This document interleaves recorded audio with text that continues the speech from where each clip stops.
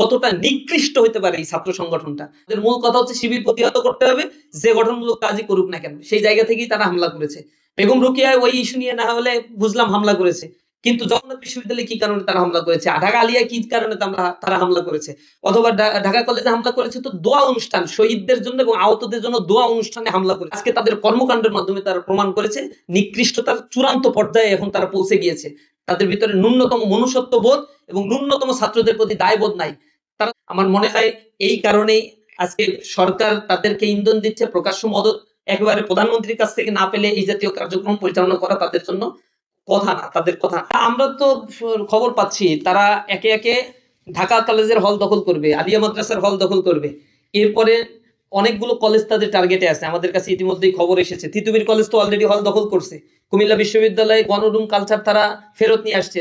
তারা 24 জনের মতো গণরুমে রেখেছে। সেখানে এই নিউজ আসছে, ছাত্ররা সেখানে প্রতিবাদ করছে, প্রতিরোধের মুখে তারা সেই গণরুম ছাড়তে বাধ্য হয়েছে।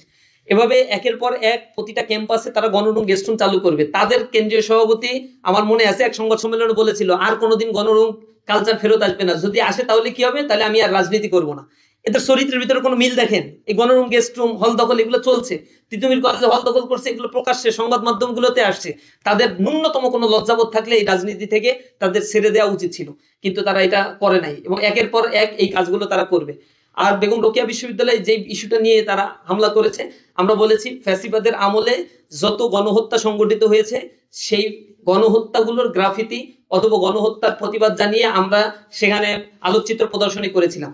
সেখানে যে ক্যাঙ্গারু ট্রাইব্যুনাল আওয়ামী আমলে তৈরি করা হয়েছিল, সেই ট্রাইব্যুনালে যত্রতত্র বিচার কার্য পরিচালনা করা হয়েছিল। সেখানে নিজেদের মতো করে সাক্ষী সামন্ত নিয়ে আসা হয়েছিল।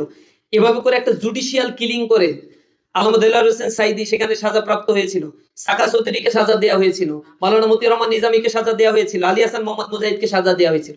এই মানুষগুলো বিএনপির সাথে দীর্ঘ সময় ধরে রাজনীতি করছে এবং বর্তমান প্রধানমন্ত্রী তারেক জিয়া লন্ডনে থাকা অবস্থায় বলেছিলেন এনারা রাজাকার ছিলেন না। স্পষ্ট বক্তব্য তাদের।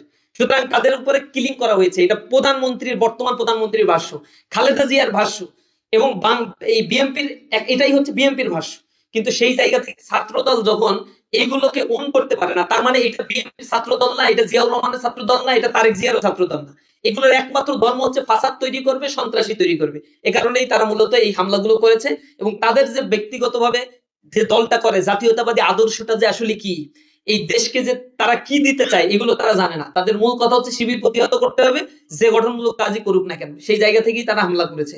বেগম রোকেয়া ওই ইস্যু নিয়ে না হলে বুঝলাম হামলা করেছে, কিন্তু জগন্নাথ বিশ্ববিদ্যালয়ে কি কারণে তারা হামলা করেছে, ঢাকা আলিয়া কি কারণে তারা হামলা করেছে, অথবা ঢাকা কলেজে হামলা করেছে তো দোয়া অনুষ্ঠান, শহীদদের জন্য এবং আহতদের জন্য দোয়া অনুষ্ঠানে হামলা করেছে। কতটা নিকৃষ্ট হতে পারে এই ছাত্র সংগঠনটা। আজকে তাদের কর্মকাণ্ডের মাধ্যমে তারা প্রমাণ করেছে নিকৃষ্টতার চূড়ান্ত পর্যায়ে এখন তারা পৌঁছে গিয়েছে। তাদের ভিতরে ন্যূনতম মনুষ্যত্ব বোধ এবং ন্যূনতম ছাত্রদের প্রতি দায়বোধ নাই।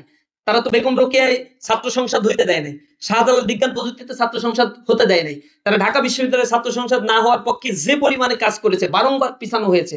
রাজশাহী বিশ্ববিদ্যালয়ের ছাত্র সংসদ 3 বার পিছানো হয়েছে শুধু ছাত্র দলের কারণে। কারণ তারা জানে ছাত্র বান্ধব কোনো কর্মসূচি নাই, দেউলিয়া একটা ছাত্র সংগঠন হচ্ছে ছাত্র দল। তাদের সন্ত্রাসী কর্মকাণ্ড ধিক্কার করেছে ছাত্ররা এবং এগুলো বয়কট করেছে। এগুলো তারা জানতে পেরেই তারা এখন আর ছাত্র সংসদ না, জোর দখল করবে, প্রশাসনকে ব্যবহার করবে, এরপরে হচ্ছে টার্গেট হত্যাকাণ্ড পরিচালনা করবে, দখল বাণিজ্য করবে, এগুলোর দিকেই তারা এখন যেতে যাচ্ছে। আমার মনে হয় এই কারণেই আজকে সরকার তাদেরকে ইন্ধন দিচ্ছে। প্রকাশ্য মদত একেবারে প্রধানমন্ত্রীর কাছ থেকে না পেলে এই জাতীয় কার্যক্রম পরিচালনা করা তাদের জন্য কথা না, তাদের কথা না, কিন্তু তারা এটা করেছে। সুতরাং আমরা আপনাদের মাধ্যমে সরকারের উচ্চ মহলের কাছে এই বিষয়গুলো তুলে ধরতে চাই যে তারা যেন ফেরত আসে তাদের এই রাজনীতিক এই স্ট্যান্ড থেকে। সবাইকে ধন্যবাদ।